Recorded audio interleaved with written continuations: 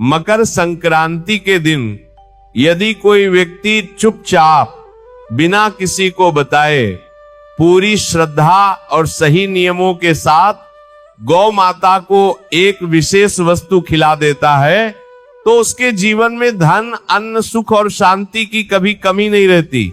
इतना ही नहीं, उसके जीवन से पितृदोष, ग्रह दोष और वास्तु दोष जैसे भारी दोष भी धीरे धीरे समाप्त होने लगते हैं। ये कोई सामान्य संयोग नहीं है।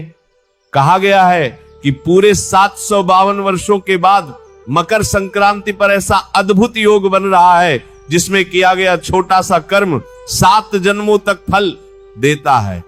सोचिए, सिर्फ एक दिन का सही किया गया उपाय और उसका प्रभाव पीढ़ियों तक। जिन घरों में वर्षों से कलह है, पैसों की तंगी है, बीमारी है या काम बनते बनते बिगड़ जाते हैं, उन सभी समस्याओं की जड़ पर यह उपाय प्रहार करता है। लेकिन यहां एक बहुत बड़ी बात समझने की है। उपाय करना आसान है, पर उसके नियम और संकल्प का पालन करना उतना ही जरूरी है। अक्सर लोग गलती यही करते हैं कि वे उपाय तो कर लेते हैं, लेकिन उसके पीछे जो नियम और भावना होती है उसे नजरअंदाज कर देते हैं और फिर कहते हैं कि उपाय का असर नहीं हुआ। इसलिए मकर संक्रांति के दिन गौ माता को क्या खिलाना है, कैसे खिलाना है, किस समय खिलाना है और मन में क्या संकल्प रखना है, यह सब जानना आपके लिए बेहद जरूरी है। अब सवाल ये उठता है कि आखिर गौ माता और मकर संक्रांति का आपस में क्या संबंध है। भक्तों, सनातन धर्म में गौ माता को केवल पशु नहीं माना गया, बल्कि उन्हें माता का दर्जा दिया गया है। कहा गया है कि गौ माता के शरीर में सभी देवी देवताओं का वास होता है। गौ माता के सींगों के मूल में ब्रह्मा, विष्णु और महेश अर्थात त्रिदेव का वास माना गया है। इसीलिए गौ के सींग अत्यंत पूजनीय कहे गए हैं। गौ माता के माथे अर्थात ललाट में सूर्य देव का निवास बताया गया है। इसी कारण गौ को देखने से तेज, ऊर्जा और सकारात्मकता की अनुभूति होती है। उनकी नेत्रों में चंद्रदेव और वरुण देव का वास माना गया है, जिससे करुणा, शीतलता और मानसिक शांति का संचार होता है। गौ माता के कानों में दशों दिशाओं के अधिपति दिशा देवताओं का वास माना गया है। इसलिए कहा गया है कि गौ सब कुछ सुनती है और गौ सेवा का फल शीघ्र प्राप्त होता है। उनकी नासिका में अश्विनी कुमारों का निवास बताया गया है, जो आरोग्य और चिकित्सा के देवता हैं।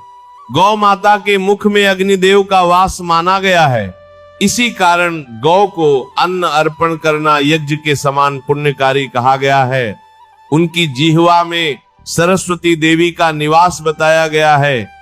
इसलिए गौ सेवा से वाणी की शुद्धता और बुद्धि की निर्मलता बढ़ती है। गौ माता की गर्दन में विष्णु भगवान का वास माना गया है, जो पालन और संरक्षण के प्रतीक हैं। उनके दोनों कंधों में इंद्रदेव का निवास बताया गया है, जो बल, ऐश्वर्य और वर्षा के अधिष्ठाता हैं।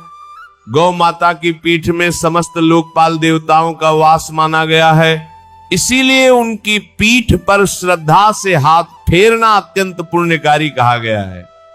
उनके उदर अर्थात पेट में समस्त तीर्थों और पवित्र नदियों का वास बताया गया है।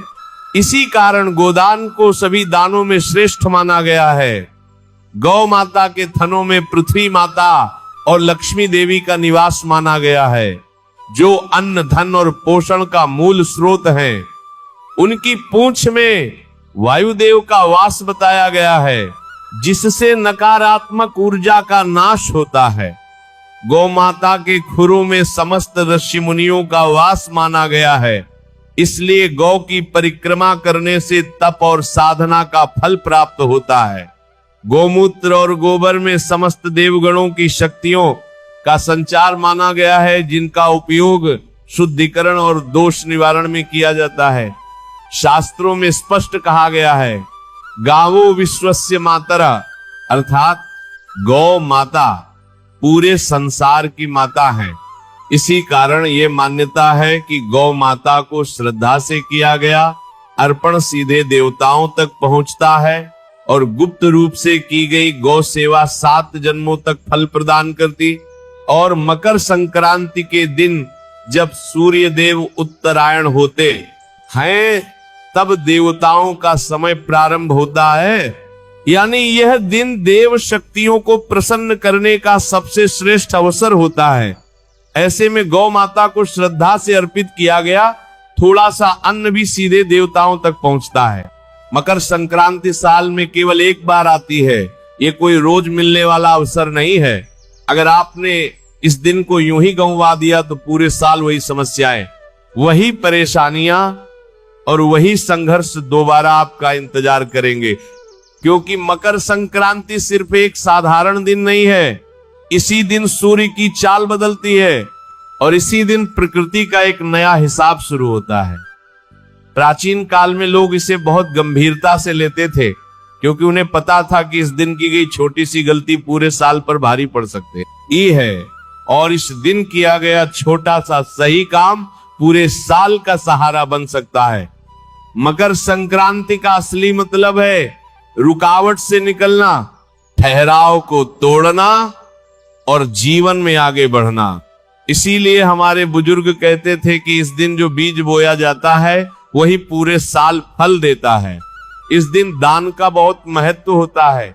पुराने समय से ही लोग मकर संक्रांति के दिन दान करते आ रहे हैं। इस दिन अन्न दान, संयम और व्यवहार पर बहुत ध्यान दिया जाता है, क्योंकि धन केवल पेशे से नहीं बनता, धन बनता है सोच से, कर्म से और समय की समझ से। बहुत लोग साल भर मेहनत करते हैं लेकिन फिर भी पैसा नहीं टिकता। इसके पीछे वही अदृश्य रुकावटें होती हैं जिनका समाधान हमारे शास्त्रों और परंपराओं में छुपा हुआ है। मकर संक्रांति पर तिल और गुड़ इसलिए खाए जाते हैं क्योंकि तिल त्याग का प्रतीक है और गुड़ मिठास का, यानी जीवन में कड़वाहट छोड़कर मिठास अपनाने का संकेत। इस दिन दान इसलिए कहा गया है क्योंकि जब सूर्य दिशा बदलता है तब अहंकार छोड़ना सबसे जरूरी होता है। माना जाता है कि इस दिन की गई उपेक्षा सीधे भाग्य में दर्ज हो जाती है। मकर संक्रांति पर प्रकृति सुनती है लेकिन शोर नहीं सुनती, दिखावा नहीं देखती। यह पर्व केवल भावना और मौन में किए गए कर्मों को पहचानता है। इसलिए जो गुप्त उपाय मौन रहकर किए जाते हैं वही स्थायी फल देते हैं। गौ माता को हमारे शास्त्रों में इसलिए ऊंचा स्थान दिया गया है क्योंकि वे बिना मांगे देती, बिना शिकायत सहती हैं और बदले में कुछ नहीं चाहती। जिस घर में गौ माता का सम्मान होता है वहां केवल धन नहीं बल्कि स्थिरता आती है और जहां स्थिरता होती है वही धन टिकता है। अब इस उपाय की प्रक्रिया समझिए। मकर संक्रांति के दिन सुबह ब्रह्म मुहूर्त में उठकर स्नान करें, यथासंभव मौन रहे, मोबाइल न देखें और मन को शांत रखें। इसके बाद थोड़े से सफेद तिल, थोड़े से काले तिल, गुड़ का चूर्ण, थोड़ा सा सेंधा नमक, थोड़ा सा काला नमक और एक चुटकी शुद्ध देसी घी मिलाएं। इसे किसी थाली में नहीं बल्कि सीधे अपनी हथेली पर रखकर गौ माता को खिलाएं। खिलाते समय कोई इच्छा न बोले, मन पूरी तरह शांत और खाली रखें। यदि गौ माता आपकी हथेली को स्पर्श कर ले तो समझ ले कि माता ने आपके कष्ट स्वीकार कर लिए हैं। इसके बाद इस उपाय को किसी को बताना नहीं है। फिर पूरे साल अन्न का अपमान न करें, भोजन व्यर्थ न फेंकें और महीने में कम से कम एक बार किसी पशु या पक्षी के लिए चुपचाप भोजन रखें। यही इस उपाय की पूरी श्रृंखला है। ये कोई चमत्कार नहीं बल्कि संतुलन है और जब संतुलन बनता है तो धन और अन्न अपने आप रास्ता ढूंढ लेते हैं। इस उपाय से धन का बहाव सुधरता है, अनावश्यक खर्च कम होते हैं, घर में शांति आती है, रिश्तों में स्थिरता बढ़ती है, मानसिक बेचैनी कम होती है और निर्णय शक्ति मजबूत होती है। ये उपाय रातों रात अमीर बनाने का नहीं है बल्कि जीवन की जड़ों को मजबूत करने का है। आशा करता हूं कि ये उपाय आपके जीवन में सकारात्मक परिवर्तन लेकर आएगा। मकर संक्रांति पर इसे पूरे नियम और श्रद्धा के साथ जरूर करें।